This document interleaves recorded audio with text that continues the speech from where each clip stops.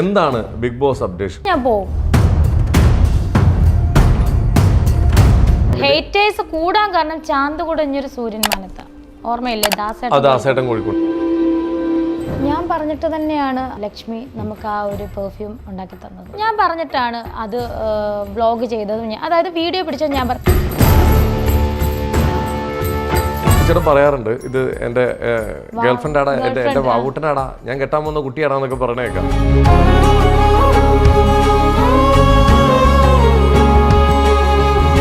ഇന്ത്യയുടെ പ്രസിഡന്റിന്റെ മൻമോഹൻ സിംഗ്. സോറി, അല്ല എടാ ഞാൻ പറയാം, നരേന്ദ്രമോദി. കേരളത്തിന്റെ മുൻ മുഖ്യമന്ത്രി ആരാണ്?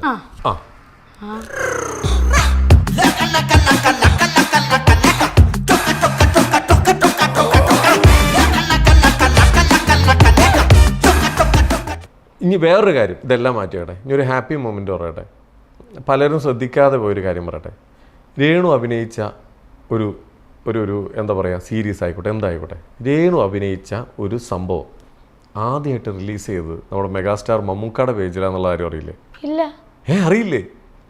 കൊല്ലം ചുമ്മാ കൊസു എന്ന് പറയുന്ന ആ സീരീസിന്റെ ഫസ്റ്റ് ഇത് റിലീസായത് നിങ്ങൾ ഒരുമിച്ച് അഭിനയിച്ചേ? ഞാൻ പെട്ടെന്ന് ഇപ്പോഴത്തെ ഓർത്തു.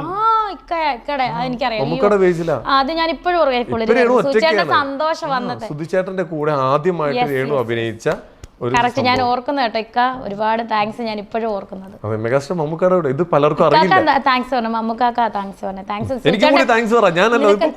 കാരണം ഇക്ക ആ സമയത്ത് സൂചിച്ചോടോട് ചാറ്റ് ചെയ്യുമ്പോഴേ, സൂചിച്ചോട് ചാറ്റ് ചെയ്യുമ്പോൾ മോൻ, എനിക്കൊരു മോൻ പിറന്നു ഋതുൽ. അപ്പം ചാറ്റ് ചെയ്യാറുണ്ട് ഉണ്ടായിരുന്നു. അപ്പം ഇക്ക പറഞ്ഞു പേരിട്ടോ.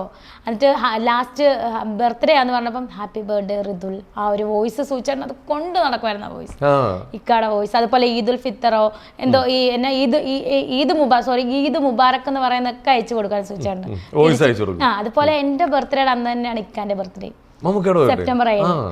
അപ്പം അന്ന് സൂചിച്ചേട്ടൻ ഹാപ്പി ബർത്ത്ഡേ ഇക്ക എന്ന് പറയായിരുന്നു, ഞങ്ങൾ അയച്ചു കൊടുക്കുമായിരുന്നു. അപ്പൊ തിരിച്ച് താങ്ക്സ് പറയുമായിരുന്നു.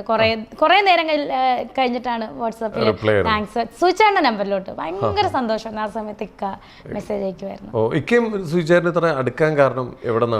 അപ്പൊ എനിക്ക് സൂചിച്ചേട്ടനെ കുറച്ച് നാളത്തെ പരിചയമല്ലോ. അതിന് മുന്നേ അല്ലേ ഈ ഇക്ക എന്റെ കൂടെ 2-3 സിനിമ ഒക്കെ ചെയ്തിട്ടുണ്ടായിരുന്നു. അപ്പം സൂചിച്ചേട്ടൻ പറഞ്ഞു നല്ല സപ്പോർട്ടായിരുന്നു പറഞ്ഞു ഇക്ക. അതല്ലേ പേഴ്സണലി മെസ്സേജ് അയച്ചത്. അല്ലെങ്കിൽ ഇക്കാക്ക് അത്രയും വലിയൊരു മനുഷ്യൻ തിരക്കുള്ള സൂചന അത് എപ്പോഴും പറഞ്ഞു, അത്രയും വലിയൊരു മനുഷ്യൻ വൗട്ടെ എന്ന എൻ്റെ വാട്സപ്പിലോട്ട് ഒരു ഹായ് പോലും, ഒരു സ്മൈലി അയച്ച, സ്മൈലി ഒക്കെ അയക്കുമായിരുന്നു. നമ്മൾ എന്തെങ്കിലുമൊക്കെ ഗുഡ് മോർണിംഗ് ഒക്കെ പറയുമ്പോൾ സ്മൈലി, കൈകോപ്പ് നല്ല സ്മൈലി.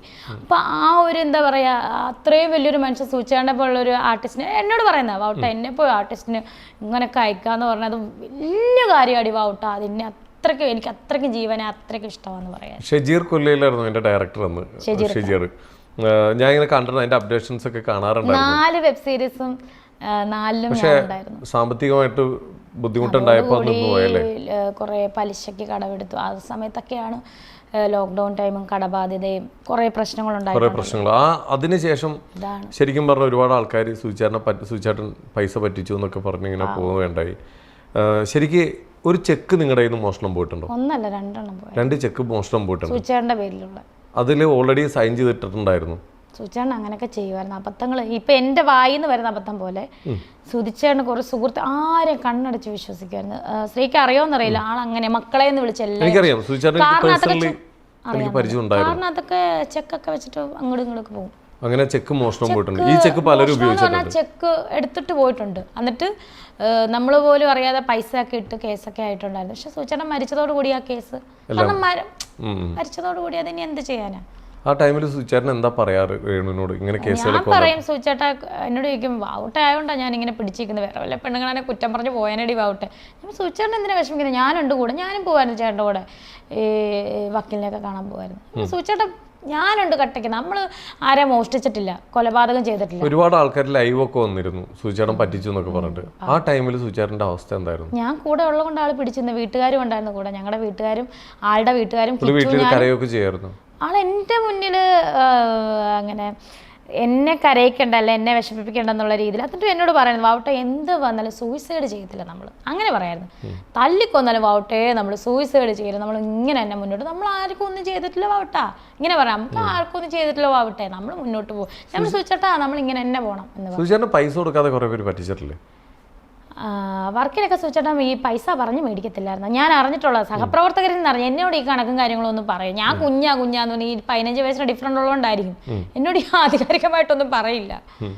ആളെപ്പോഴും ഞാൻ കുഞ്ഞ്, ഞാൻ ചേട്ടാ എന്നെ വല്ലപ്പോഴെങ്കിലും ഭാര്യയായിട്ട് കാണില്ല വാവട്ടെ, നീ എൻ്റെ കുഞ്ഞാന്ന് പറഞ്ഞു. ആളെൻ്റെ അടുത്ത് വലിയ അതായത് ടെൻഷനുള്ള കാര്യങ്ങളൊന്നും എന്നോടും പറയില്ലായിരുന്നു. ആളെപ്പോഴും ഉള്ളിൽ ഒതുക്കിയുള്ളിൽ എന്തെങ്കിലും പറഞ്ഞാൽ എന്ത് വസൂച്ചേട്ടാ എനിക്ക് ഇനി നിന്നോടൊന്നും പറയുന്നില്ല വാവട്ടാ, ഞാൻ തന്നെ മനസ്സിൽ വെച്ചോളാം എന്ന് പറയായിരുന്നു. ഇപ്പോൾ സുചേട്ടൻ എവിടെ വരുന്ന എല്ലാം കാണുന്നുണ്ടൊരു വിശ്വാസത്തിലാണ് ഈ ഇറങ്ങിയിരിക്കുന്നത്. എവിടെ വരുന്ന ആ 2 കണ്ണുകൾ എന്നെ വീക്ഷിക്കുന്നുണ്ട്. കാരണം എന്നോട് അങ്ങനെ പറഞ്ഞിട്ടുമുണ്ട്. അവട്ടെ ഞാൻ മരിച്ചാലും ഞാൻ എൻ്റെ 2 കണ്ണുകൾ നിന്റെ കൂടെ തന്നെ കാണുക. ശരിക്കും എനിക്ക് തോന്നുന്നത് രേണുവിന് ഒരു ഹേറ്റേഴ്സ് ഉണ്ടാവാൻ തുടങ്ങിയത് എവിടെ നിന്നാന്ന് വെച്ച് കഴിഞ്ഞാൽ ലക്ഷ്മിയുടെ ഒരു വ്ളോഗുമായി ബന്ധപ്പെട്ടൊരു വിവാദം ഉണ്ടായി. അതിനുശേഷം ഹേറ്റേഴ്സ് കൂടാൻ കാരണം ചാന്ത് കുടഞ്ഞൊരു സൂര്യൻ മാനത്ത ഓർമ്മയില്ലേ, ദാസേട്ടൻ കോഴിക്കോട് അത് പീക്കിലേക്ക് എത്തി.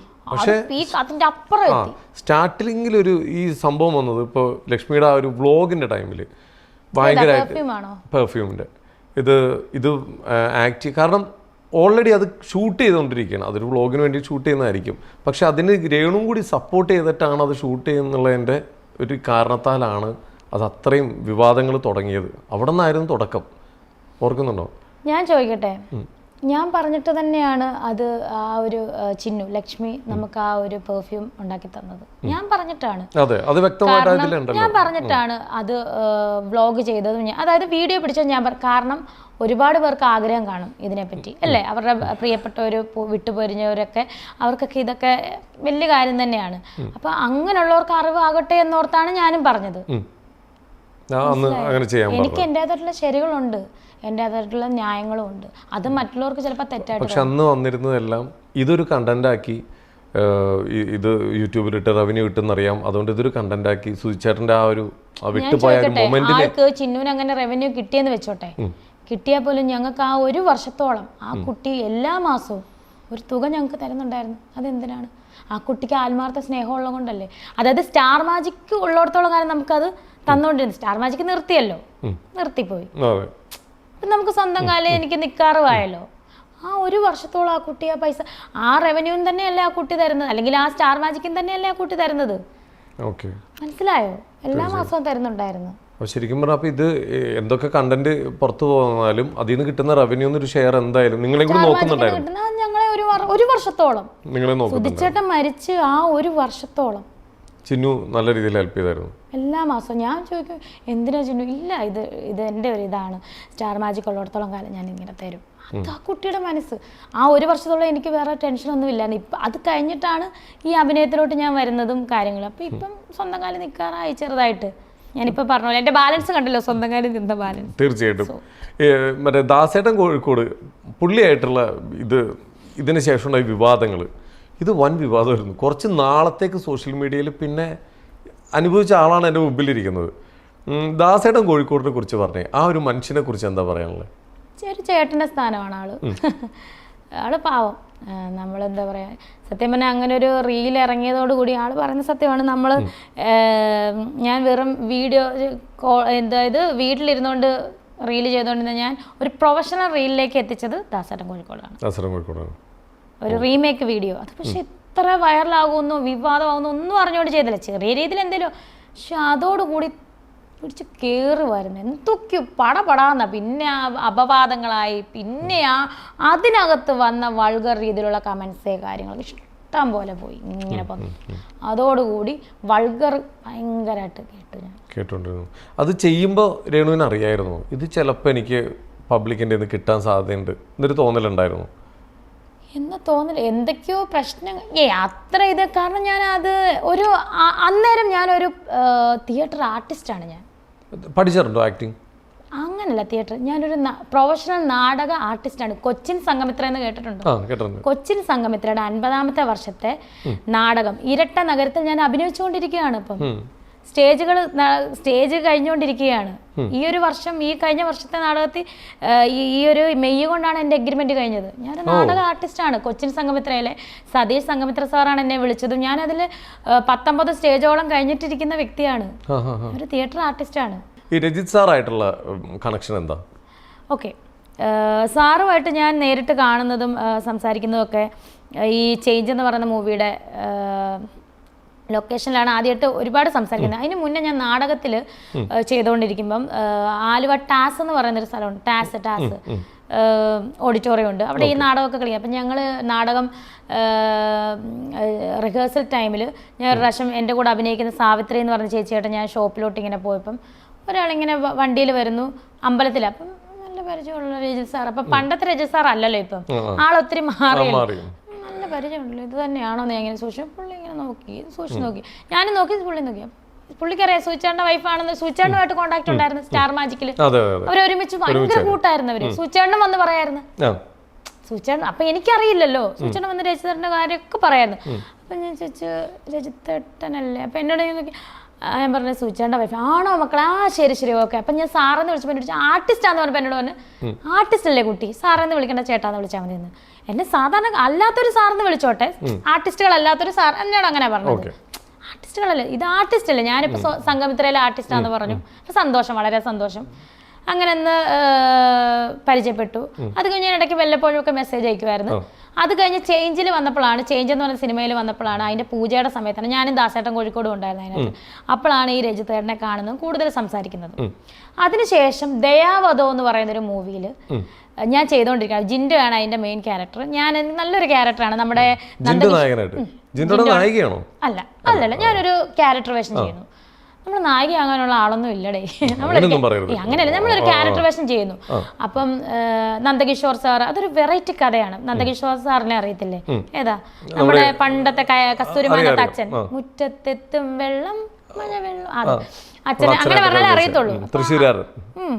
ആള് നല്ല മനുഷ്യനായിട്ട് ആളൊക്കെ അഭിനയിക്കുന്ന ആളാണ് മെയിൻ ആയിട്ട് ചെയ്യണത്. ജിൻഡോ ആണ് നായകൻ. അപ്പം അങ്ങനെ ഒരു ഇതിൽ അപ്പം ഡയറക്ടർ മഹേൻകർ കച്ചേരി, 2 പേരുണ്ട് ഡയറക്ടേഴ്സ്, സുഭാഷ് ശിവ. അപ്പം ഞാനിങ്ങനെ സംസാരിച്ചു, ഞാൻ പറഞ്ഞു പിന്നെ രജിത്തേട്ടൻ്റെ കാര്യം ഇങ്ങനെ ഞാൻ പറഞ്ഞു.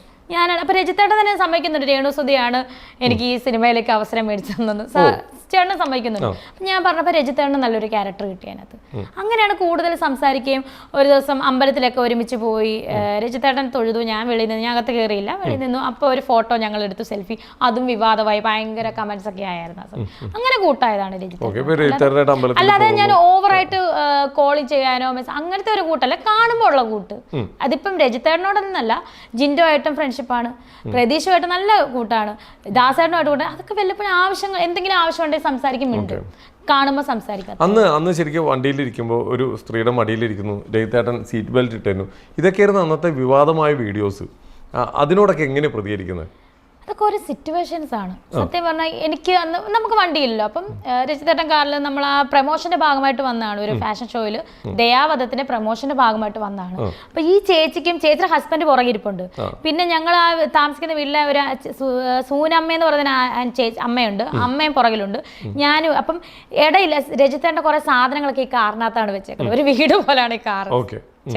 ചേട്ടൻ ഡ്രൈവിംഗ് സീറ്റിലുണ്ട്. നമ്മൾ എന്താ പറയുക സംസാരിച്ചുകൊണ്ട് ഈ ചേച്ചിയുടെ മടി, ഈ ചേച്ചിനെ ഞങ്ങൾക്ക് റെയിൽവേ സ്റ്റേഷൻ്റെ അവിടെ ഇറക്കി വിടണം. ഇവരെ 2 പേര്, ഇവർക്ക് വീട്ടിൽ പോകണം, കൊല്ലത്ത് പോകണം, ഈ ചേച്ചിക്കും ചേട്ടനും ഭർത്താവുണ്ട്.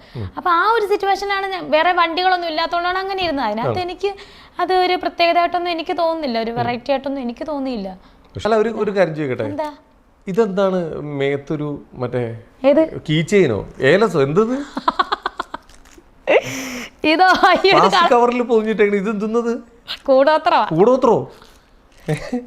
എന്റെ മോനെ, ഇതെങ്ങനെ കണ്ടുപിടിച്ച്? ഇത് എനിക്ക് കാണാലോ, ഇവിടെ നോക്കി കഴിഞ്ഞാൽ എന്റെ കണ്ണിന് കാഴ്ചയുണ്ട്. അയ്യോ, ഇത് ഞാൻ ഇതേ എന്റെ പൊന്ന് ഇത് പറഞ്ഞപ്പോളെ, ഈ ഡ്രസ് എങ്ങനെ ഉണ്ട്? ഞാൻ വെറൈറ്റി ഡ്രസ്, നല്ല ഡ്രസ്. ഇത് ആരാ മേടിച്ചത്? ഓക്കെ, അത് പറയാം.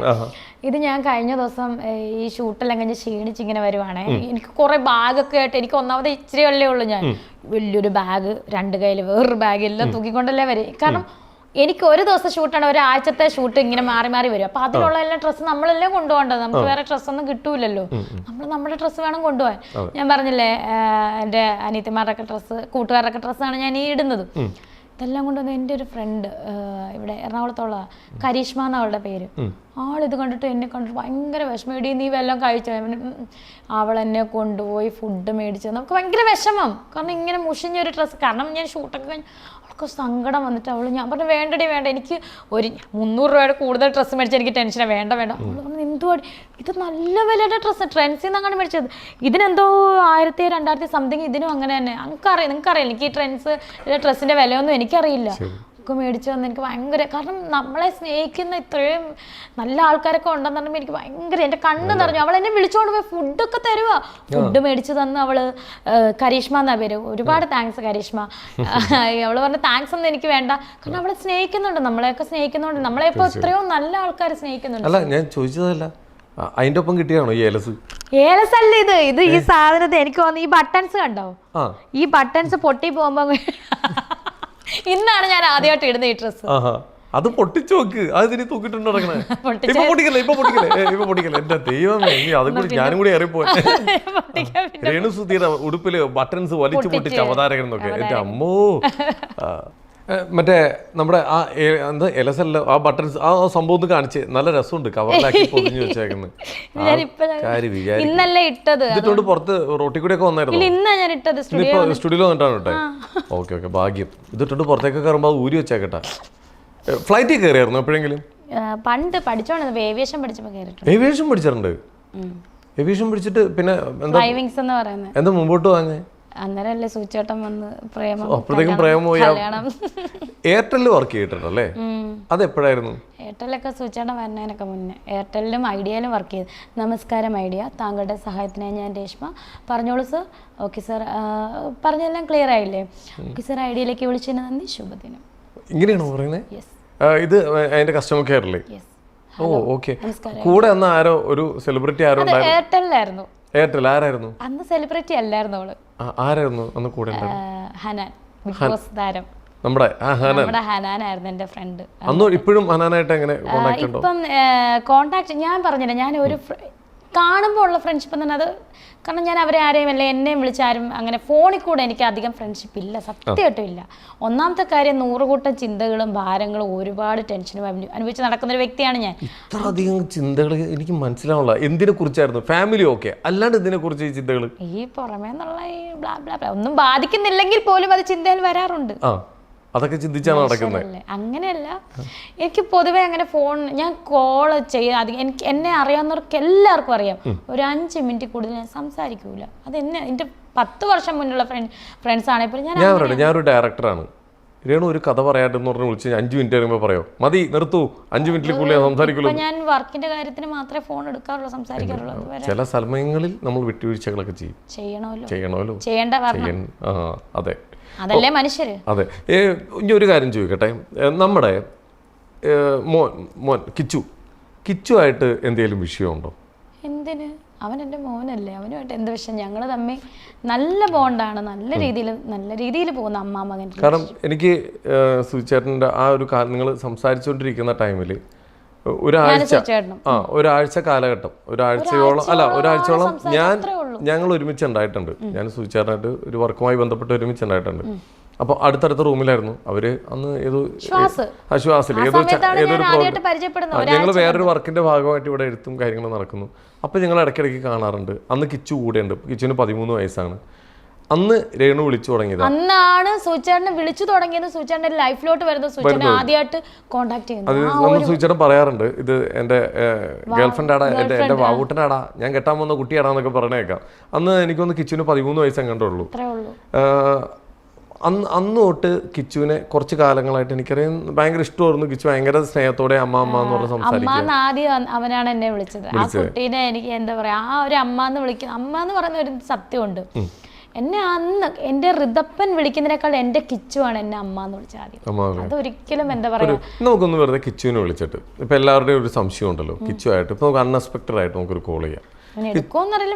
വിളിച്ചിട്ട് പറയൂ, എനിക്ക് എടാ ഇങ്ങനെ ഒരു വെബ് സീരീസ് കിട്ടിയിട്ടുണ്ട്, അത്യാവശ്യം ഒരു മോഡേൺ വേഷമാണ് ചെയ്യുന്നത്, ഞാൻ അത് ചെയ്തോട്ടെ എന്നൊരു പെർമിഷൻ ചോദിച്ചു. എനിക്ക് അതിന് മുമ്പ് പറയണ്ട എന്തായിരിക്കും അവൻ പറയണമെന്നൊന്നും പറയാം. ജസ്റ്റ് ഒന്ന് കോൾ ചെയ്തേ, മൈക്കിനോട് ചേർത്ത് വെച്ചാൽ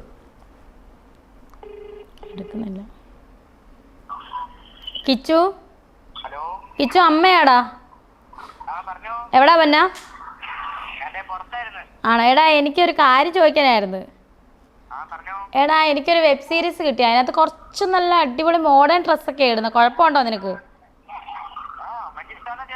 ആ ഓക്കേടാ, എനിക്കറിയാം നീ ഇതേ പറയത്തോളെന്ന് അറിയാം. ഓക്കേടാ ശരി, വീട്ടിലോട്ട് വാ കേട്ടോ. ഓക്കേടാ ബൈ ബൈ ശരി. ഇത്രേ ഉള്ളൂ. കൂടുതൽ എന്താണ്? ഒരു പ്രശ്നമില്ല. സുഹൃത്തുക്കളെ കണ്ടോ, ഇതാണ് കിച്ചു അമ്മയും തമ്മിലുള്ള ബന്ധം. അതെ, ഞാനിത് പറഞ്ഞപ്പോഴാണ് കഴിഞ്ഞ ദിവസം ഒരു റീലിൻ്റെ അടിയിൽ മെയിനായിട്ട് ഇങ്ങനെ കമൻസ് എടുത്തിട്ട് ചെയ്യത്തില്ലേ, വയറ് കാണിച്ചുകൊണ്ട് ഇവള് ചെയ്ത് ഇതിനൊക്കെ കിച്ചു പറയത്തില്ലെന്ന്, ഇവള് കള്ളം പറയുന്നല്ലേ, മറ്റേതാ മറിച്ചതാ, കിച്ചുവിന് നാണക്കേടാവും. എൻ്റെ മകനെ എനിക്കറിയാം. ഈ അമ്മയ്ക്കും മോനും ഒരു പ്രശ്നമില്ല, പിന്നെ ഇവിടെ ആർക്കാണ് പ്രശ്നം അല്ലേ? ഓക്കെ, എന്തായാലും ഇപ്പോൾ കുറേ പ്രശ്നങ്ങളും ഇതെല്ലാം നേരിട്ടുകൊണ്ട് മുമ്പോട്ട് പോയിക്കൊണ്ടിരിക്കുകയാണ്. നല്ല രീതിയിൽ എന്താ പറയുക, ഇപ്പോൾ വർക്കുകളൊക്കെ ഒരുപാട് വന്നു തുടങ്ങിയിട്ടില്ലേ? അത്യാവശ്യം കുഴപ്പമില്ല. രേണു ഇപ്പം ഇത്രയും നമ്മൾ സംസാരിച്ചതിൻ്റെ കൂട്ടത്തിൽ പറഞ്ഞ കാര്യങ്ങളുടെ ഇടയിൽ എനിക്ക് മനസ്സിലായ ഒരു കാര്യം, അത്യാവശ്യം പൈസയ്ക്ക് വേണ്ടി നല്ല ബുദ്ധിമുട്ടുന്നുണ്ട്. പൈസയാണ് നമുക്ക് എല്ലാവർക്കും ജീവിതത്തിൽ മുമ്പോട്ട് പോകാൻ നമുക്ക് സമ്പാദ്യം വേണം. ആ സമ്പാദ്യത്തിന് വേണ്ടിയിട്ട് നമ്മൾ ഇറങ്ങി തിരിച്ചേക്കുന്ന ഒരു വഴി ഏറ്റവും അടുത്ത് കണ്ട അതാണ് ഇപ്പോൾ തിരഞ്ഞെടുത്തേക്കുന്നത്. ഒരു തെറ്റും പറയാനില്ല, കാരണം എല്ലാവർക്കും അവരുടേതായിട്ടുള്ള സ്വാതന്ത്ര്യവും കാര്യങ്ങളൊക്കെ ഉണ്ട്. ചിലപ്പോൾ സുധിച്ചേട്ടനോടുള്ള ഒരു ഇഷ്ടം കൂടിയായിരിക്കാം പലരും ചിലപ്പോൾ ചീത്ത വിളിക്കുന്നത്, എന്തിനാണ് അങ്ങനെ ചെയ്യുന്നത് ഇങ്ങനെ ചെയ്യുന്നതെന്നും. കാരണം സുധിച്ചേട്ടനോട് ഇഷ്ടം കൊണ്ടല്ലേ അവർ ചെന്നെ ചീത്ത വിളിക്കുന്നത്. അപ്പൊ ആ സുധിച്ചേട്ടൻ്റെ ഇഷ്ടം കളയാതെ അവരെനിക്ക് കൊണ്ട് തരട്ടെ, മാസം 1-2 ലക്ഷം കൊണ്ട് തരട്ടെ, പിള്ളേർക്കും എനിക്ക് ഒരു കുഴപ്പമില്ലാതെ സമൃദ്ധിയായിട്ട് താമസിക്കാമല്ലോ. ഒരു പരിപാടിക്കും പോവാതെ നമുക്ക് വീട്ടിൽ തന്നെ ലക്ഷങ്ങൾ ഒഴുകുമല്ലേ, ഇങ്ങനെ അവരെ കൊണ്ട് തട്ടാ ഇങ്ങനെ ഇരിക്കുക.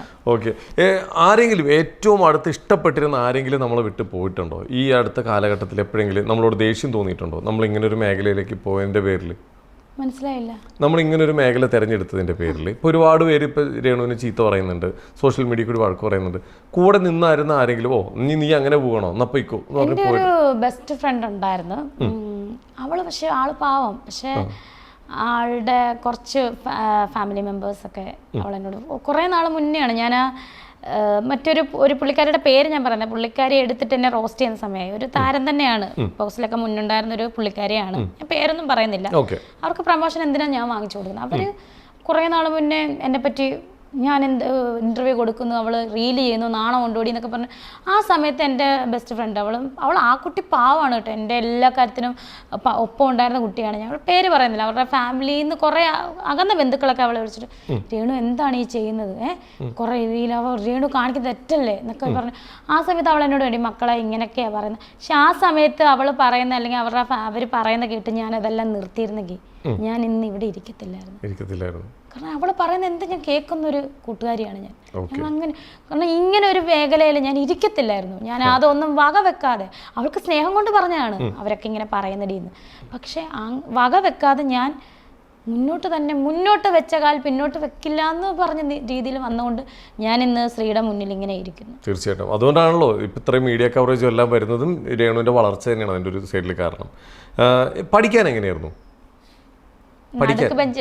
വലിയ പഠിത്തമില്ലെന്ന് ഒട്ടും പഠിക്കാതിരുന്നിട്ടുമില്ല. അത്യാവശ്യം ലോകവിവരം ആവശ്യത്തിനുള്ളതൊക്കെ ഉണ്ടല്ലോ. ജനറൽ നോളജ് അല്ല. ഞാൻ ഒരു 4-5 ക്വസ്റ്റ്യൻസ് ചോദിക്കാം, ചെറിയൊരു സെഗ്മെന്റിലേക്ക് പോവാണ്.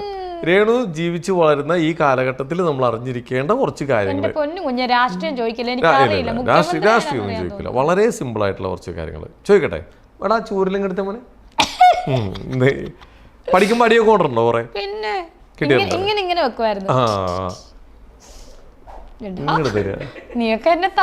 ഞാൻ പറഞ്ഞില്ലേ, ഞാൻ ചോദിക്കുന്ന ചോദ്യം പറഞ്ഞില്ലെങ്കിൽ എന്നെ നടി കിട്ടും. പറഞ്ഞു കഴിഞ്ഞാൽ എന്നെ തിരിച്ചു തല്ലിക്കോ? ഓക്കെ, ആ തല്ലുന്നൊക്കെ. ഓക്കെ, നമുക്കൊന്ന് സ്റ്റാർട്ട് ചെയ്യാം. ഒന്നാമത്തെ ക്വസ്റ്റ്യൻ, ഇന്ത്യൻ പ്രസിഡന്റ് ആരാ? ഇന്ത്യയുടെ പ്രസിഡന്റിന്റെ ആരോ ആരാ? മൻമോഹൻ സിംഗ്. സോറി, ഇത് തന്നെ അടുത്ത് വന്നിട്ടുണ്ട്, കറക്റ്റ് ആയിരുന്നു. Narendra Modi Indian president. ഓക്കെ, ആണോ? എന്നെ തല്ലി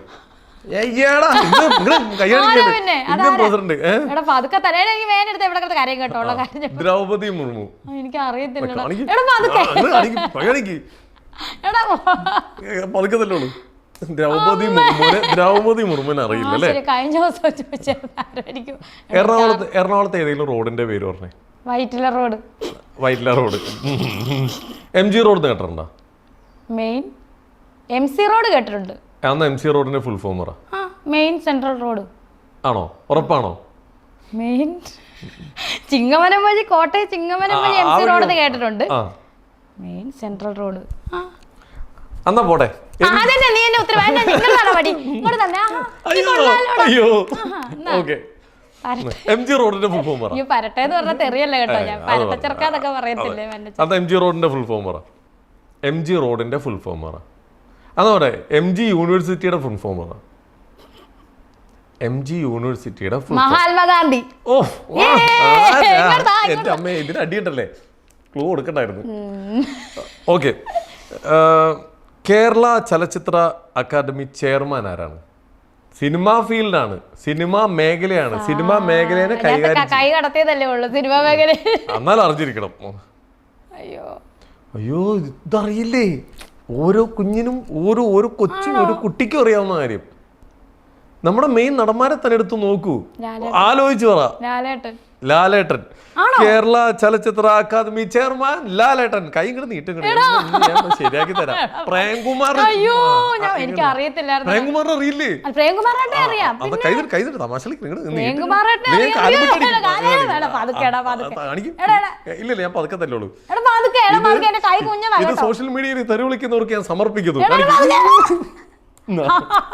ഓക്കെ. അടുത്തത്, കേരളത്തിന്റെ മുൻ മുഖ്യമന്ത്രി ആരാണ്? ആരാ? ഉമ്മൻചാണ്ടി സാർ.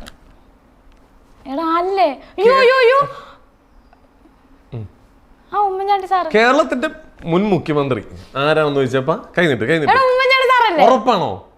ഒരു മിനിറ്റ്. അയ്യോ ഇപ്പം പിണറായി സാറ്. ഇതിന് തൊട്ട് മുമ്പ് മുന്നേ ആരായിരുന്നു? അയ്യോ ആണോ? Oommen Chandy sir, Achuthananda sir. ആരായിരുന്നു? രണ്ടുപേരും ഒരുമിച്ച് വരും. അവരൊക്കെ മുഖ്യമന്ത്രികളാണല്ലോ കേരളത്തിൽ. എന്നാ പറ, കേരളത്തിൽ മുൻ മുഖ്യമന്ത്രി ആരാ? ഇപ്പൊ പിണറായി സഖാവാണ്. നിന്റെ തൊട്ട് മുമ്പത്ത് ആരാ? എന്നോട് ചോദിക്കണേ. പറഞ്ഞ വാക്കിൽ ഉറച്ചു നിൽക്കണം. ഉമ്മൻചാണ്ടിയാണോ? ആണോ? ഉറപ്പാണോ? അല്ല. സഖാവ് അച്യുതാനന്ദൻ. അത് കഴിഞ്ഞിട്ട് പിന്നെന്തിനാ ഭരണം മാറിയത്? 3 വർഷം അടുപ്പിച്ചാണോ കമ്മ്യൂണിസ്റ്റ്? കോൺഗ്രസ്. എന്നാ പിന്നെ ആരായിരുന്നു? അത് നമ്മുടെ മാർക്സിസ്റ്റ് പാർട്ടിയാണ്. അതാ പറ, കേരളത്തിന്റെ മുൻ മുഖ്യമന്ത്രി ആരാ? എനിക്ക് ഓർമ്മയില്ലടാ. ഉമ്മൻചാണ്ടി സാറ്. ഉറപ്പാണോ? ഉറപ്പാണോ? ആരായിരുന്നു? ഇന്നാ ഉമ്മൻചാണ്ടി സാറ്. തെറ്റിക്കാൻ നോക്കിയോടാ. കേരളത്തിന്റെ മുൻ മുഖ്യമന്ത്രി ആരാന്ന് വെച്ചപ്പോ BS ആർന്ന്. ഓക്കെ. ഇഷ്ടപ്പെട്ട നടൻ ആരാ? രണ്ടുപേരുണ്ട്. ഒരാളുടെ പേര് പറ. ലാലേട്ടന്റെ 15 സെക്കൻഡിനുള്ളിൽ ലാലേട്ടന്റെ 10 സിനിമകളുടെ പേര് പറ. റെഡി? 1 2 3 സ്റ്റാർട്ട്. 15 സെക്കൻഡോ? 15 സെക്കൻഡിനുള്ളിൽ. നരസിംഹം, മഞ്ഞിൽ വിരിഞ്ഞ പൂക്കൾ, അലിൻ ജോസ് പെരേര. അല്ല, അലിഫായി എവിടെ കാണുന്നൊക്കെ കിടക്കുന്നു. സമ്പറിൻ ബേദ്രഹേം. എന്നെ ലാലേട്ടനുണ്ട് അതിനകത്ത്. തുടരും. ദൃശ്യം 1, ദൃശ്യം 2. 15 സെക്കൻഡ് കഴിഞ്ഞു. ഞാൻ 10 പറയാം. ഇനി തെറ്റിക്കോ? ഇല്ല. ലാലേട്ടന് വേണ്ടി അടി ഏറ്റെടുക്കുന്നു ഞാൻ. ഇത്രേ ഉള്ളൂ. സിമ്പിൾ. അപ്പൊ എന്തായാലും റൗണ്ട് കഴിഞ്ഞു. നല്ല നോളജ് ഉള്ള ആളാണ് ഇപ്പൊ എല്ലാവർക്കും മനസ്സിലായി. കേരളത്തിന്റെ മുൻ മുഖ്യമന്ത്രി ആരാന്ന് ഒന്നുകൂടി പറഞ്ഞേ. തലാട്ടല്ലോ പറഞ്ഞേ. ആരാന്ന് പറയാൻ? ഞങ്ങളുടെ പുതുപ്പള്ളിയിലെ ഞങ്ങളുടെ സ്വത്ത് ഉമ്മൻചാണ്ടി സാർ. ഓക്കെ. മിടുക്കി കുട്ടി. ആവശ്യത്തിലുള്ള നോളജ് ഒക്കെ ഉണ്ട്. കേരളത്തിലെ ആഭ്യന്തര വകുപ്പ് കൈകാര്യം ചെയ്യുന്ന ആരാ അറിയാമോ? ആരാ? ആരാ പറ? CM തന്നെ. CM തന്നെ. അറിയാം. ആഭ്യന്തര വകുപ്പ് മന്ത്രി CM. ഇപ്പൊ എത്ര സിനിമകൾ ഫേസ് ചെയ്തിട്ടുണ്ട് ക്യാമറയ്ക്ക് മുമ്പിൽ? എത്ര വർക്ക് ഫേസ് ചെയ്തിട്ടുണ്ട് ഏകദേശം? നമ്പർ പറഞ്ഞാൽ മതി. സീരിയൽ ആയിക്കോട്ടെ, സിനിമ ആയിക്കോട്ടെ, പോട്ടെ, ആൽബം ആയിക്കോട്ടെ, സീരീസ് ആയിക്കോട്ടെ, ഏകദേശം എത്ര ചെയ്തിട്ടില്ല കേട്ടോ. ആൽബം ഒക്കെ കുറെ ചെയ്ത്. അപ്പൊ എത്രത്തോളം? 5-8 10-12 ചെയ്ത്. ഷോർട്ട് മൂവീസും വെബ് സീരീസും ഒരു 3-4 എണ്ണമായി. ഓക്കെ. ഈ അടുത്ത് ഭയങ്കര വൈറലായ ഒരു വീഡിയോ ആണ്. കുറെ നാൾക്ക് ശേഷം അനുമോളെ കണ്ടപ്പോൾ സന്തോഷം കണ്ടോന്ന്. എന്നിട്ട് അതിന്റെ താഴെ ഇതിന് മുന്നേ ഒരു വീഡിയോ ഉണ്ടായിരുന്നു ഞങ്ങൾ സംസാരിക്കുന്നത്. അതാരും ഇട്ടില്ല. എന്നിട്ട് ഇതിൽ കംപ്ലീറ്റ് എന്നിട്ട് പുച്ഛഭാവത്തോടെയാണല്ലോ നോക്കുന്നത്, ഇങ്ങനെയൊക്കെ പറയുന്നത്. ഈ മനുഷ്യരെ കൊണ്ട് ഒരു രക്ഷയില്ലപ്പാ. അതിന് മുന്നേ ഞങ്ങൾ ചിരിക്കുന്ന ഒന്നുമില്ല. ഞാൻ ട്രെയിനിൽ നിന്ന് വീണ സമയമാണത്. ട്രെയിനിൽ നിന്ന് വീണോ? എങ്ങനെ? ഞാനും ട്രെയിൻ നിർത്തുന്നതിന് മുമ്പ് ചാടി ഇറങ്ങാൻ നോക്കണേ. ഞാനും പ്രതീക്ഷയും കൂടെ ഞങ്ങള് ഷാഹിദിന്റെ ഒരു ഈ അലിൻ ജോസും ഞങ്ങളൊക്കെ അഭിനയിച്ച ഒരു സിനിമയുണ്ട് വേറെ. അതിപ്പോ 10-ാം തീയതി റിലീസ് ആവും. അടിപൊളി മൂവിയാണ്. ഖത്തറിലായിരുന്നു അതിന്റെ റിലീസിങ് കാര്യങ്ങളൊക്കെ നടന്നത്. അപ്പം അതിനകത്ത് മെയിൻ നമ്മളൊക്കെ തന്നെയാണ്. ഞങ്ങള് പറയുന്നത് ചില നല്ല ആൾക്കാർ പറയുന്നത് സോഷ്യൽ മീഡിയ ഭരിക്കുന്ന താരങ്ങൾ, ചിലവർ പറയുന്നത് സോഷ്യൽ മീഡിയ വെറുപ്പിക്കുന്ന താരങ്ങൾ. എന്തും ആകട്ടെ വേറെ ഇറങ്ങുവാണ്. അതൊരു അപ്പം അതും കൂടെ പറയുകയാണ്, സപ്പോർട്ട് ചെയ്യുക. അപ്പം ആ ഷൂട്ടിന് പോയപ്പം ഞാനും പ്രതീക്ഷമായിരുന്നു. അപ്പം ഞങ്ങൾ ട്രെയിന് അപ്പം പെരിന്തൽമണ്ണ അല്ലല്ലോ, അതിന് മുന്നേ ഒരു സ്ഥലമുണ്ടല്ലോ, അവിടെയാണ് ഇറങ്ങേണ്ടത്. അപ്പം ട്രെയിൻ നിർത്തുക. അപ്പം AC കമ്പാർട്ട്മെൻറ്റാണ്. ഇവർ ഈ ജെർക്കുള്ള ട്രെയിനാണ്, ഭയങ്കരമായിട്ട് ജെർക്കാണ്, ഇങ്ങനെ പോകുന്നത്. അപ്പോൾ ഇവർ പൂട്ടിയിട്ടത്, അതെ TTR പൂട്ടിയിട്ട്. TTR ഞങ്ങൾ പല പ്രാവശ്യം കണ്ടിട്ടുണ്ട്, ഞാനും പ്രതീക്ഷ തന്നെ കണ്ടിട്ടുണ്ട്. ട്രെയിനിൽ ഡോറ് പൂട്ടിയിട്ട് ജെർക്കാണ് ട്രെയിൻ ഭയങ്കര. അപ്പൊ വാതൊക്കെ എന്ന് കഴിഞ്ഞാൽ എന്തായാലും ആരെങ്കിലും താഴെ പോകും. അതുകൊണ്ട് പൂട്ടിയിട്ട് AC കമ്പാർട്ട്മെന്റിൽ. അപ്പൊ ഈ സ്ഥലം എത്തിയപ്പോഴത്തേന് ഒരുപാട് നേരം ഇവിടെ നിർത്തിയിടത്തില്ല ട്രെയിൻ. 2 second 2 minute. അപ്പം പ്രതീക്ഷ തുറക്കാൻ നോക്കിയിട്ട് തുറക്കുന്നില്ല. അപ്പോൾ ഓടി ഞങ്ങൾ തുറന്നു. അപ്പോൾ കുറേ ടീച്ചർമാരും ഫാമിലിയൊക്കെ ഞങ്ങളോട് സെൽഫിയൊക്കെ എടുത്ത് നിൽക്കുമായിരുന്നു. അവർ വിട്ടാലും നമുക്ക് ഓടാൻ പറ്റത്തില്ല, അപ്പോൾ നമുക്ക് ജാടെ എടുത്ത് പോകാൻ പറ്റത്തില്ല. അവരോട് സന്തോഷമൊക്കെ സ്ഥലം എത്തി കേട്ടോ എന്ന്. രാത്രിയിലാണ് ഇവൻ തുറന്നിട്ട് എൻ്റെ ബാഗ് എടുത്ത് ഇവൻ്റെ ബാഗ് എടുത്ത് തുറക്കാൻ പറ്റുന്നില്ല. ഇവൻ തുറക്കാൻ നോക്കുകയും ട്രെയിൻ മുന്നോട്ടെടുത്ത്. ഇവൻ പ്രതീക്ഷ ചാടി കൈ തന്നിട്ട് ഞാൻ ഈ കൈ ശ്രദ്ധിക്കുന്നില്ല. ഞാൻ എനിക്കങ്ങ് ട്രെയിൻ മുന്നോട്ടെടുത്ത് ഇങ്ങോട്ട് പോകുന്ന ട്രെയിനിൽ ഓപ്പോസിറ്റ് ഒരു ഒറ്റ ചാട്ടം ചാടി ചെന്ന് മുന്നോട്ട് പോയിട്ട് ബാക്കിലോട്ട് ആഞ്ഞ് നടുവ് ഇടിച്ച് തലയിടിച്ച് പടക്കോന്ന് പറഞ്ഞ പ്ലാറ്റ്ഫോമിൽ അയ്യോ എന്ന് പറഞ്ഞു. അതിൻ്റെ 2 ദിവസം മുന്നേ KSRTC ഇടിച്ചിട്ടായിരുന്നു. അടിയിലോട്ട് പോകണ്ടായിരുന്നു. എങ്ങനെ നിന്ന് ഈ സൈഡ് അവിടെ നിന്നാ ഇങ്ങനെ ഇങ്ങോട്ട് ഒരു ഇടിച്ചിട്ട്. അപ്പൊ ഈ അതിന് 2 ദിവസം മുന്നെയാണ് ഈ സംഭവം ട്രെയിനിൽ നിന്ന് വീഴുന്നത്. ഇതെല്ലാം കൂടെ ആയപ്പോഴത്തേന് ഇവിടെ ഇങ്ങനെ ഒരഞ്ഞ് ഇവിടെ ഒക്കെ മുറിവായിരുന്നു. തല ഭയങ്കരമായിട്ട് ഇടിച്ച് കാറ് ഞാൻ അയ്യോ. അപ്പൊ വീഡിയോ എടുത്ത് നിൽക്കുക. ഡയറക്ടറൊക്കെ ഞങ്ങളെ വരവേൽക്കാൻ നിന്ന് അവരും ആൾക്കാരെല്ലാം ഓടി വന്ന് പിന്നെ ഹോസ്പിറ്റലിൽ കൊണ്ടുപോയി. പ്രതീക്ഷ ഞെട്ടിപ്പോയി, കാരണം അവന്റെ മുന്നിൽ ഞാൻ കാറ് തലയിടിച്ചെന്ന്. ട്രെയിനിട്ട് തട്ടിയത് തീർന്നേനെ, അന്നേരം തീർന്നേനെ. പിന്നെ ആശുപത്രി കൊണ്ടുപോയി CT സ്കാൻ എടുത്ത് ഇഞ്ചക്ഷൻ എടുത്തു, സ്കാൻ ചെയ്തു. കുഴപ്പമൊന്നുമില്ല, ദൈവഭാഗ്യത്തിന് ദൈവം രക്ഷിച്ച അവിടെ നിന്ന്. അപ്പൊ ആ ഒരു വേദന എല്ലാം കൊണ്ട് ഞാൻ എനിക്ക് വയ്യായിരുന്നു. അന്ന് വെളുപ്പിന് 6 മണിക്ക് ഷൂട്ടിന് എഴുന്നേക്കണ്ട. ഞാൻ റൂമിൽ ചെന്നപ്പോൾ തന്നെ 4 മണിയായി. ഞാൻ 5:30 ആയപ്പോൾ എഴുന്നേറ്റ് റെഡിയായി. എനിക്ക് ഷൂട്ടെന്ന് പറഞ്ഞാൽ മസ്റ്റാണ്, എൻ്റെ വർക്ക് മസ്റ്റാണ്. അതിന് തല പോകുന്ന കേസ് വന്നാലും ഞാൻ എനിക്ക് ജീവനുണ്ടോ ഞാൻ എഴുന്നേറ്റ് നിൽക്കും. എഴുന്നേറ്റ് അത് ഞാൻ ഷൂട്ട് ചെയ്തേ. അവർ പിന്നെയാണ് 6 മണി ആയപ്പോൾ അവർ ഞാൻ 5:30 ആയപ്പോൾ റെഡി ആയിട്ട് റിസപ്ഷനിൽ നിൽക്കുക. ഷൂട്ടിന് പോകേണ്ടതെന്ന് ചോദിച്ചു. എന്തിനാണോ നിന്നെയല്ലേ ഇന്നലെ ട്രെയിനിൽ നിന്ന് വീണെന്ന്. ഈ ടൈമിലാണ് ഈ ഒരു സമയത്താണ് ഞാൻ തിരിച്ച്. ആ സമയം കഴിഞ്ഞിട്ട് പിന്നെ 2-3 പ്രശ്നങ്ങളൊക്കെ ഈ ഞാൻ ബസ്സിലൊക്കെ അല്ലേ യാത്ര, നമ്മൾ കാറൊന്നും ഇല്ലല്ലോ. ബസ്സിൽ ഇങ്ങനെ ഉറങ്ങും, ഈ സൈഡിൽ ഇരുന്ന് ഉറങ്ങുമ്പോൾ തന്നെ ചെന്ന് ഇടിക്കും. ഇതിലെ ബ്ലഡൊക്കെ വന്ന് ആ ഒരു തലയിടിച്ച്. അതുപോലെ ഉറക്കമല്ലേ ഈ രാത്രി ബസ്സിൽ യാത്ര ചെയ്യുമ്പോൾ ഹെൽമെറ്റ് വെച്ചോളാം. എന്റെ കാര്യം ഇവിടെ പോയി. അപ്പൊ ആ സമയത്ത് ഈ നടുവിനൊക്കെ വേദന. അപ്പൊ ഞാൻ അങ്ങോട്ട് പോകുമ്പോ അപ്പൊ അതും പ്രശ്നമായി. ഞാൻ പ്രതീക്ഷനോട് പറഞ്ഞു, ഞാൻ ഇങ്ങനെ കൂടെ പ്രതീക്ഷനെ അറിയാന്ന് പറഞ്ഞു. ആഹാ അവക്ക് അപ്പൊ പ്രതീക്ഷനെ ഇതെല്ലാം അറിയാം അല്ലേ നടുവേദനയാന്നൊക്കെ. സത്യം പറഞ്ഞാൽ ഞാൻ അങ്ങോട്ട് പോകുമ്പോൾ എല്ലാം പറഞ്ഞു, പ്രതീക്ഷ എനിക്ക് വയ്യടാ. അപ്പോൾ ഈ ഷൂട്ട് കഴിഞ്ഞാൽ പോകുന്നത്. ഈ ഷൂട്ടെല്ലാം കഴിഞ്ഞിട്ട് വെളുപ്പിനെ അവിടെ ചെന്നിട്ട് ഉറക്കം പോലും ശരിയാകാതാണ് ഈ ഫംഗ്ഷന് പോകുന്നത്. ഗുരുപ്രിയ TVയുടെ അവാർഡാണ് മികച്ച താരം. അന്നാണ് അനുമോള്. അപ്പൊ അതിന് തലേന്ന് അനുമോളെ ഞാൻ വിളിച്ചു, എടി നീ വരുന്നുണ്ടോടി? ആ ചേച്ചി ഞാൻ നമുക്ക് കാണാട്ടോ. അപ്പൊ ഈ യാത്രയും കൂടി ചെയ്തപ്പോൾ എനിക്ക് എൻ്റെ വയ്യാതെ മൈൻഡ് അത് തന്നെയല്ല, നമുക്ക് പേഴ്സണലി വയ്യാതെ ആവുമല്ലോ. അങ്ങനെ നടുവേനെ ഒരുപാട് പ്രശ്നമായിട്ടിരിക്കുമായിരുന്നു ഞാൻ. അപ്പോഴാണ് അവളെ കണ്ട് സംസാരിച്ചത് ഇരുന്നിട്ട് ഇങ്ങനെ. അപ്പം അത് തന്നെയല്ല, അതും കൂടെ കഴിഞ്ഞപ്പോൾ പിന്നെ ഈ സൂചേട്ടൻ പെട്ടെന്ന് ഇവരെയൊക്കെ കാണുമ്പോൾ എനിക്ക് പെട്ടെന്ന് സൂചേട്ടൻ ആ ഓർമ്മകളും വരുവന്നേ. അത് കഴിഞ്ഞിട്ട് ഞാൻ ഇവരെയൊക്കെ ഇപ്പോഴല്ലേ അടുത്ത് കാണുന്നത്. അപ്പൊ എനിക്ക് ആ ഒരു ഓർമ്മയും വന്ന് സൂചിച്ചാണെ പെട്ടെന്ന്. അപ്പൊ എനിക്കങ്ങ് ആകെ സങ്കടവും കൂടെ ആയിട്ടായിരിക്കും ഞാൻ അങ്ങനെ ഇരുന്നത്, വയ്യാതെയും കൂടി ഇരുന്ന്. അനുമോൾ എന്റെ അനിയത്തിക്കുട്ടിയാണ്, സൂചിച്ചാണ്ട അനിയത്തിക്കുട്ടിയാണ്. ഞാൻ എന്തിനാണ് ആ കുട്ടിയോട് പുച്ഛി? തലേന്ന് ഞാൻ വിളിച്ചു അനുമോളും പറയുന്നുണ്ട് തലേന്ന് ചേച്ചിനെ വിളിച്ചെന്ന്. ഞങ്ങള് സംസാരിച്ചിട്ടാണ് പോയത്. ഇങ്ങനെയൊക്കെയാണ് സോഷ്യൽ മീഡിയയിൽ ഓരോ സത്യങ്ങൾ ഇതുപോലെ ഇന്റർവ്യൂലല്ലേ നമുക്ക് പറയാൻ പറ്റുള്ളൂ. ഓക്കെ. പിന്നെ അതുപോലെ ഈ കഴിഞ്ഞിടയ്ക്ക് ഒരു വീട്ടിലേക്ക് കയറി ചെന്നിട്ട് ഞാൻ അതിന്റെ വീഡിയോ ഒന്ന് കാണിച്ചോട്ടെ. ഞാൻ ജസ്റ്റ് ഒരു ഇത് കാണിച്ചു തരാം.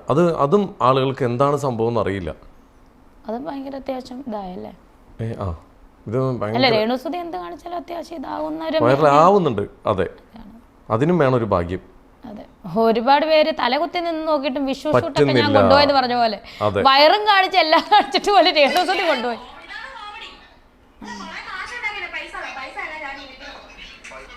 ഇത് ക്രിയേഷൻ ആയിരുന്നു. കാരണം ഇത് ഇവരുടെ തന്നെ റീലാണ്, പൊന്നാമ്പൽ പുഴയരമ്പ. അന്ന് പോയപ്പോ അവര് ഒരു ഇത് ചെയ്തതാണ്, ഒരു പ്രാങ്ക് പോലെ ചെയ്തത്. പ്രൊമോഷന് വേണ്ടി ചെയ്യിപ്പിക്കുന്ന പലതും പിന്നെ പാരയാവുന്നുണ്ട്. എനിക്കിട്ട് പാരയാവുന്നുണ്ട്. നമുക്ക് എന്തെങ്കിലും അങ്ങനെ ഏറ്റവും കൂടുതൽ പാരയായത് എന്തായിരുന്നു? ഒരു പ്രൊമോഷന് വേണ്ടി ചെയ്യിപ്പിച്ചിട്ട് ഏറ്റവും കൂടുതൽ വഴക്ക് കേൾക്കേണ്ടി വന്നത്? വഴക്ക് കേൾക്കുന്ന ഞാൻ കേൾക്കുന്നില്ലേ, കമന്റ്സിൽ പിന്നെ റിയാക്ഷൻസ് പിടിച്ചു. അത് എന്താന്ന് ഓർക്കട്ടെ, ഏതെങ്കിലും ഒരെണ്ണം ഭയങ്കരമായിട്ട് ഹേർട്ടായത് അറിയാവോ? ഏതായാലും ഓർക്കുന്നുണ്ടോ? അല്ല എനിക്കറിയില്ല. ഏതാന്ന് നമുക്ക് പറയാൻ പറ്റത്തില്ല. ഓക്കെ, അപ്പൊ പലതും നമ്മൾ പോലും അറിയാതെ. ആൽബം ആദ്യത്തെ എന്റെയും പ്രതീഷിന്റെയും നായക ആൽബം ഷൂട്ടിന് മീഡിയാസ് വന്ന് നമ്മൾ വിളിച്ചിട്ടാണ്. നമ്മളല്ല വിളിക്കുന്നത്, ഡയറക്ടേഴ്സും പ്രൊഡ്യൂസേഴ്സും ഒക്കെയാണ് അവരെ വിളിക്കുന്നത്. നമ്മൾ ഫ്രണ്ട്സ് ഉണ്ട് മീഡിയയിൽ, ഒരുപാട് പേരുണ്ട്. അല്ല, ഇനിയിപ്പോ അവര് മീഡിയ വന്നാൽ തന്നെ എന്താ പ്രശ്നം? അതിപ്പോ ഒരു പ്രൊമോഷൻ അല്ലേ. പക്ഷെ രേണുവിനെ ഷൂട്ട് ചെയ്യാൻ വന്നു കഴിഞ്ഞാൽ പ്രശ്നമാണ്. രേണു സുധിയെ ഷൂട്ട് ചെയ്ത പ്രശ്നമാണ്. ഇനി ഒരൊറ്റ കാര്യം കൂടി ചോദിക്കട്ടെ, ഇനി ഒരു പ്രേമം ഉണ്ടാവോ? പുതിയതായിട്ട് ഇനി ഒരു കല്യാണം ഉണ്ടാവോ? ഇനി അങ്ങനെ എന്തെങ്കിലും പ്ലാൻ ഉണ്ടോ? ഇപ്പൊ ഒരു പ്ലാനും ഇല്ല, സത്യം പറഞ്ഞ. ഇപ്പൊ ഒരു പ്ലാനും ഇല്ല. മനുഷ്യരല്ലേ, ഇല്ല അങ്ങനെ ഒരു പ്ലാൻ ഇല്ല എനിക്ക്. മനുഷ്യന്മാരല്ലേ, നമുക്ക് അറിയില്ല നാളത്തെ പറ്റി. ഈ ഒരു നിമിഷത്തെ പറ്റി നാളെ നമ്മൾ ശ്വാസം അങ്ങോട്ടെടുത്ത ശ്വാസം ഇങ്ങോട്ട് വന്നില്ലെങ്കിൽ തീർന്നു. അതാണ് മനുഷ്യൻ. നമ്മൾ എന്തിനാണ് അതൊക്കെ ചിന്തിക്കുന്നത്? ഓക്കെ, അതൊക്കെ വരുമ്പോൾ ഇനി കാലക്രമേണ എന്തെങ്കിലുമൊക്കെ ഉണ്ടെങ്കിൽ നമുക്ക് നോക്കാം. ഓക്കെ, ഇനി അവസാനമായിട്ട് നമ്മളിപ്പോൾ ഇൻ്റർവ്യൂവിൽ വന്ന് ഭയങ്കര ഹാപ്പി ആയിട്ട് വരുന്നു.